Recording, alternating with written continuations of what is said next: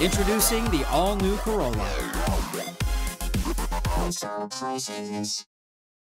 After dialysis, all the patient feels is just being tired, and they just want to get home. On May 12th, after 4 years of medical transport coverage, dialysis patient Rodney Kalimlim was informed by Guam Medical Transport that he would no longer be able to utilize transport services to and from dialysis. GMT General Manager Jared Addis says it was an awfully tough decision to make. In order for anybody to be transported, they need to meet medical necessity. So there is criteria. The criteria, Addis explains, typically requires that 1, the patient either be bed confined or would need oxygen or IV administration during transport, 2, has severe dementia, or 3, requires isolation during transport.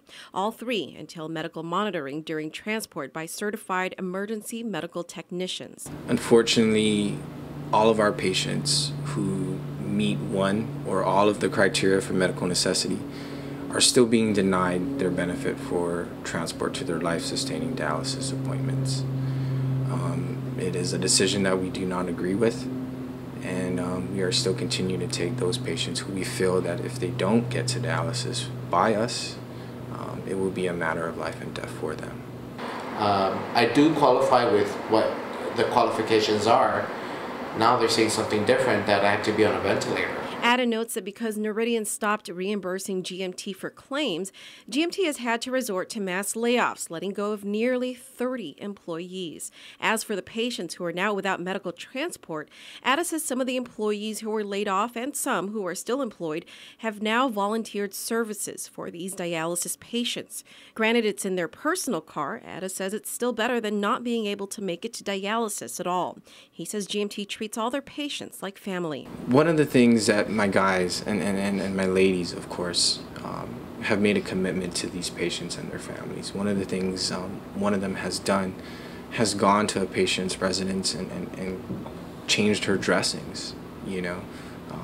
One of them is actually transporting one of the patients in his or own vehicle because, you know, he still feels that an EMT must be present, more especially after dialysis. That is the main concern that we have, is our patients that have to find another way. I mean, I have a patient, from my understanding, that she has to sit in a wheelchair in back of a pickup truck to get to dialysis. And the last time I checked, that was very unsafe. Kalimlim is one of those who is fortunate enough to still be able to get rides from some GMT employees. Sometimes I get nauseous during transportation. That's some of the symptoms after dialysis. And sometimes I would need, like yesterday, I needed oxygen for dialysis, so I needed some oxygen yesterday during transport too. Who took you home yesterday? Yesterday I was taken home by a friend of mine. I'd like to thank Robinson for taking me home. He's an EMS. He takes me only when he's off. Fortunately for Kalimlim, he has not yet come across a situation in which his life was on the line since GMT services ceased. But Addis says there have been situations in which lives were saved or prolonged because of this service. Recently, we did have a patient who did need life intervention. Okay, and without the EMT personnel present, it would have just been a bad situation for the patient. But that goes to show you that clearly this patient does qualify for the transport. Guam Fire Department spokesman Ed Artero tells PNC that since May 12th, GFD has gotten calls from at least 3 to 4 patients every week asking for non-emergency transport to and from dialysis. While it hasn't really impacted the department, it's a situation that Artero says could potentially get out of control. And Artero notes that they can't just turn these patients away, as they are required by law to provide it regardless of their ability to pay. Believe me when I tell you this, okay? Statistics and history have shown us that Guam has the highest rate of diabetes and ESRD, end-stage renal disease.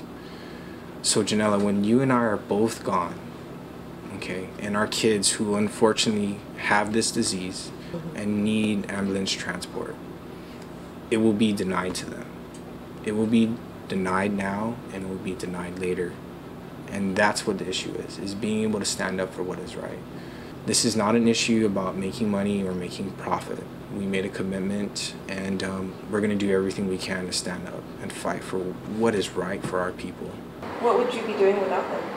Oh man, I really don't know. And without them, wow, I wouldn't know. I think my life would be compromised.